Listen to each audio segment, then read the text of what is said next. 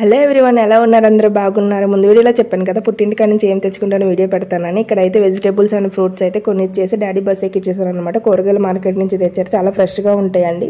గుంటూరులో ఫ్రెష్గా ఉంటాయి కానీ చాలా రేట్ అనిపిస్తాయి మాకు. ఏలూరులోనే చాలా తక్కువ ఉంటాయి, కూరగాయల రేట్ తక్కువ ఉంటాయి అండ్ ఫ్రెష్గా ఉంటాయి అనమాట.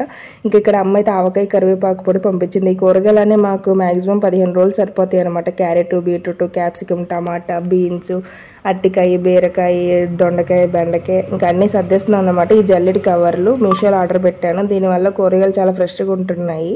కావాలంటే చెప్పండి, నేను లింక్ పెడతాను అనమాట. అల్లం కూడా చాలా ఫ్రెష్గా ఉంది. కొత్తిమీర అయితే వేర్లు కట్ చేసేసి కవర్లో పెడతాను. మ్యాక్సిమం 1 వీక్ అయితే నిలువ ఉంటుంది. మీరు ఎలా పెడతారు? కొత్తిమీర ఎలా స్టోర్ చేస్తారో కామెంట్ చేయండి, నాకు హెల్ప్ అవుతుంది అనమాట. ఇంకా అయితే ఆనపకాయ కూడా చెట్టుది సగం మొక్క అమ్ముంచుకొని సగం నాకు ఇచ్చింది అనమాట. ఫ్రూట్స్ కూడా దానిమ్మ, యాపిల్ కూడా ఇచ్చింది. ఇంకా ఆవకాయ అయితే విడిగా జాడీలోకి తీసుకొని మిగతాదైతే ఫ్రిడ్జ్లో పెట్టేస్తాను, బయట ఉంటే పాడైపోద్ది అని చెప్పి. మీరు కూడా ఇంతేనా? పుట్టింటికాడ నుంచి ఏమేమి తెచ్చుకుంటారో కామెంట్ చేయండి. వీడియో కనుక నచ్చింది అనుకుంటున్నాను. వీడియో నచ్చితే లైక్ అండ్ సబ్స్క్రైబ్ చేసుకోండి. అబ్బా బాయ్.